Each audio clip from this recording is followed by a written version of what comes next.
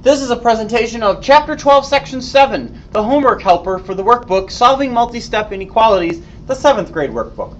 So we're going to go ahead and just look at the top 6 problems here, because what you're going to see me practice in these top 6 questions is what you can apply to the remaining questions in this section. What the remaining questions in this section actually don't have is the graphing step that's involved, which we do have to do in steps for problems 1 through 6. So you're actually going to get a little bit more out of 1 through 6 here, but use all of what you've seen there to go ahead and solve those bottom questions. So let's look at number 1. We've got 5x minus 8 is less than 17. Well, this is actually one of the nicer looking ones of this top 6, other than maybe number 6, because it really doesn't have a whole lot of work involved with it here. We're going to go through those rules that we've been using for one-step equations, and we've used them in multi-step equations, and now here they are in multi-step inequalities. So those rules tell me to keep the variable on the left and the number on the right. So the one thing that's wrong about this right now here, as we see, is the 8. Well, how am I going to move 8 to the opposite side? Well, you already know I'm going to do the opposite. So I'm going to look at adding 8 to both sides here. And when I look at adding 8 to both sides, these minus 8 plus 8 are going to cancel each other out on the left, and it's going to leave me 5x is less than what is now 25. Okay, so now it's just a one-step inequality, which we should be pretty good at now. I'm going to go ahead and divide both sides by 5 to finish here. And when I do that, I end up with x is less than 5. So there's my solution. So now I have to go and graph this on the number line. So I'm going to go ahead and lay down 0 and 5 on my number line. 1, 2, 3, 4, 5. And we're going to talk about how we graph these. Remember, the number that I've put down there, 5, is intentional because that's the number I have in my inequality. Now the symbol tells me what type of dot I then put on that number. Remember, it's an open dot if it's greater than or less than. It's a closed dot if it's greater than or equal to or less than or equal to one of the ones with the line underneath. All right, that symbol is going to tell me which one of those two it is in part. Since it's less than, I'm going to put an open dot on 5, which represents the 5 part of the answer. Now I have to shade the number line. Shading the number line tells me which one of those two it is now. Is it going to be less than the numbers that are less than 5, or would it be greater than the numbers that are bigger than 5? Well, based on what this says, it's x is less than 5. Those are numbers like 4 and 3 and 2 and 1 and 0, and then all the negatives. Where are those in relation to 5 on this number line? Well, they're going to be off to the left. So that's why we're then going to shade my number line from the dot towards the left. Remember, if you write the inequality the correct way, which in my class is to always put that variable on the left side, this shading will always point the same direction that this inequality sign points. So since this points to the left, I shaded from the dot to the left. And that's how I know the shading tells me it's less than. The open dot tells me it's the one that doesn't have the line underneath. That's how I put these two together. All right, let's go ahead and try number 2. 3 times, and then in parentheses you've got r over 3 plus 4 is greater than or equal to 24. So a couple different things happening here, but when you have a number in front of a set of parentheses like that, that's implying the distributive property. The distributive property says you're going to take the number that's in front of the parentheses and multiply it through to all the things inside the parentheses. All right, so I'm going to take this 3 and multiply it through to both things there. So here I've got 3 times r, 3r, but then I'm just dividing it by 3. So even though that looks kind of nasty, if I take the 3 that I have and then divide out 3, I'm only left with r, which is actually pretty nice. And then I've got 3 times 4, like it says, which is 12, plus in the middle, y, because it was plus in the middle here, and it's got to be greater than or equal to 24. Well, that's pretty much solved now. We did the distributive property part, and now it looks more like a one-step inequality than anything else. Well, what I do here? Well, I'm going to go ahead and knock 12 off both sides now, because that's me sending the numbers to the right side. When I knock the 12 off here, the plus 12 minus 12 cancels each other out. When I knock the 12 off here, that's 24 minus 12, which is 12. So r is greater than or equal to 12. All right, so that's me solving it. Now there's me graphing it. So I'm going to go ahead and set up my number line here, and I'm going to go by 2's in this one. 2, 4, 6, 8, 10, 12.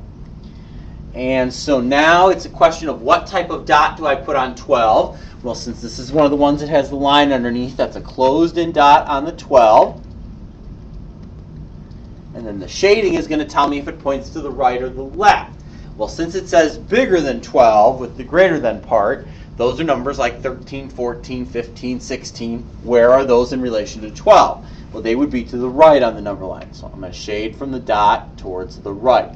And again, as long as you write the variable on the left side, it always matches the way that this sign points. All right, let's go ahead and take a look at number 3. We've got 3n plus 7 minus 7n is less than negative 5. So we've got a couple different things we can do here first. We can combine or condense the variables on the left side, or we can go ahead and send all the numbers to the right side first. It doesn't really matter. I'm going to go ahead and send the numbers to the right side first. As you can see, negative 5 is already over there. 7 is the guy that we're going to have to send over there to partner up with him. So we're going to look at moving the 7.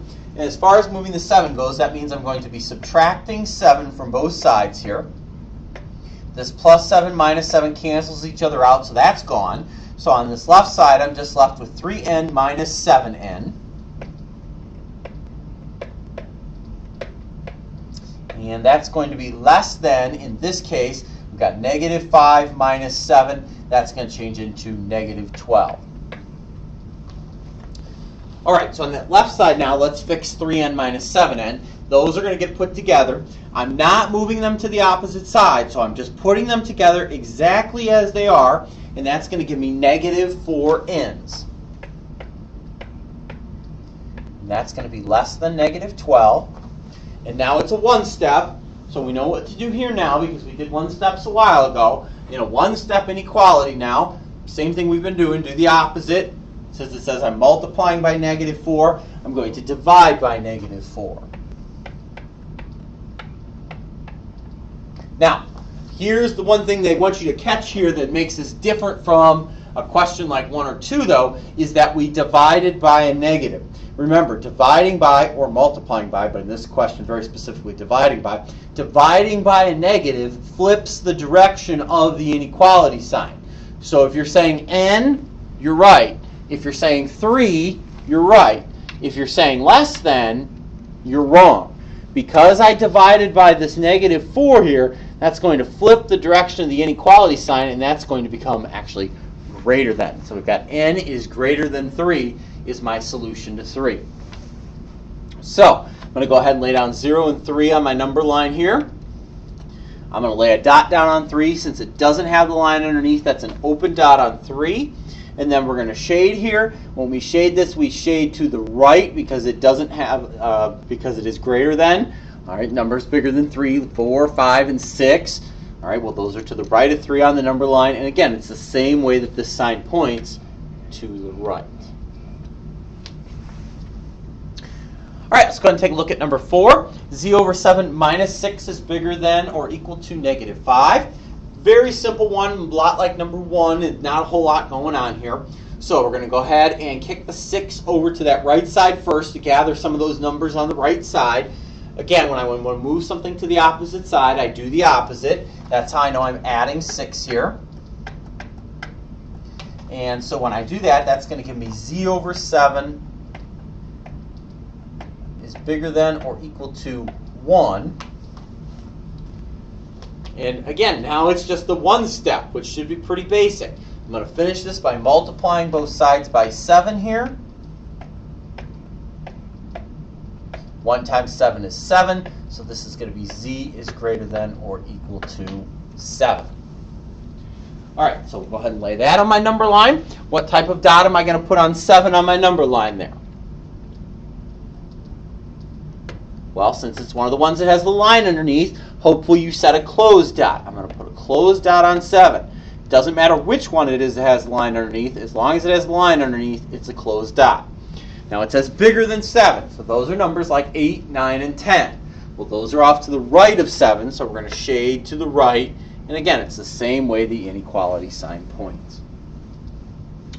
Now, number 5 is kind of the nastiest looking question of this top 6 here, in that it looks long, so there must be a lot to it. but it's really not that complicated. What you have in number 5 is a repeat of the distributive property like we saw up here in question 2. So we've got this part up in front in parentheses that we're going to fix first with that concept of distributive property. And again, that property says I'm going to take those numbers that are in front of that set of parentheses and multiply it through to the things inside the parentheses. So the 2's got to go through to the W, and the 2's got to go through to the 36 to simplify this. So 2 through to the W, 2W, 2 through to 36, 72. So that's 2W plus 72 now. And I haven't touched any of the rest of this, so it's still going to be plus 10 greater than 32.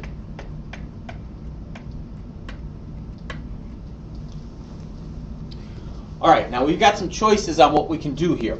We can go ahead and put the 72 and 10 together right now and then shift them over at one time because we know we're going to do numbers to the right next because that's how these all is set up. Or we can just move each one separately.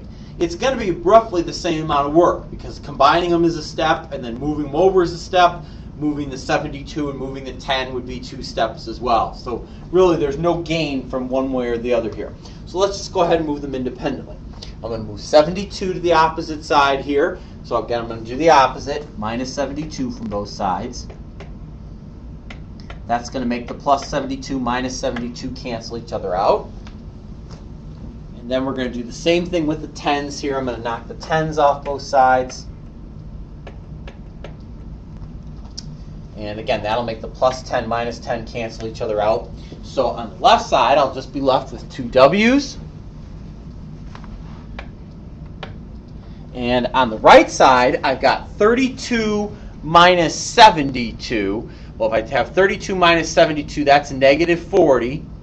And then I got minus a 10. That's going to get me to negative 50. So 2W is going to be greater than negative 50. Well, now we're finally, even though there looks like a lot of steps there, down to a one-step inequality. So all I have to do to finish here is divide out the 2's. And so I've got negative 50 divided by 2, which is going to give me negative 25. Now if you're saying, why didn't you flip the inequality sign? The number I divided by was not negative. There is a negative here, but it's not the number I divided by. It's the one I have to divide by that's going to make that happen. So I'm going to go by 5s on this number line, which is going to be much easier here. I guess I should write my answer. W is bigger than negative 25. Negative 5, negative 10, negative 15, negative 20, negative 25. Type of dot. Well, hopefully you're yelling open dot at the screen right now because it's not one of the ones that has the line underneath. And then we're going to do some shading here. Since this points to the right, we're going to shade from the dot to the right. Numbers that are bigger than negative 25, negative 24, negative 23, negative 22. Those are to the right of negative 25, which causes us to shade to the right on the number line. All right, let's go ahead and get a look at number 6 here now. We've got u over 2 minus 5 is less than or equal to negative 9. So again, sending the numbers off to the right is a good first step here. So that's going to cause us to move 5 first here. And so I do that, and I've got u over 2 is less than or equal to what is negative 9 plus 5, or negative 4. All right, so now it's a one step, pretty basic here. Since it says I'm dividing by 2, and I know I've got to get all those numbers over to the right side, I'm going to go ahead and multiply both sides by 2 here now. So I've got negative 4 times 2. That's going to give me negative 8. So I've got u is going to be less than or equal to negative 8. Now again, if you're saying, why didn't he flip the sign? Why didn't he flip the sign? The reason I didn't flip the sign here is, again, the number I multiplied by was not negative. I multiplied by 2.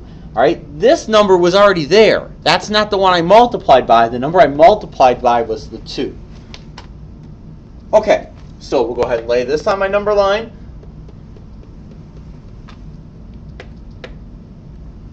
So the first thing we're going to figure out is what type of dot do I have there. Since it's got the line underneath it, that's going to be a closed dot on my number in question, negative 8. And then I've got to get my shading here. Since it's saying to me the numbers that are less than the negative 8, Those would be numbers like -9, -10, and -11. Remember, we've already accounted for the fact that it's equal to -8 by having the closed dot. So all I'm taking care of is the less than part now. Those numbers would be to the left of -8 on the number line, so we shade to the left. Also, because this sign points to the left, we shade to the left from the dot. And there you go. And again, you'll be doing these same things in this next set of questions, but you're only going to be doing this step, not the graphing step down there when you're asked to solve those questions.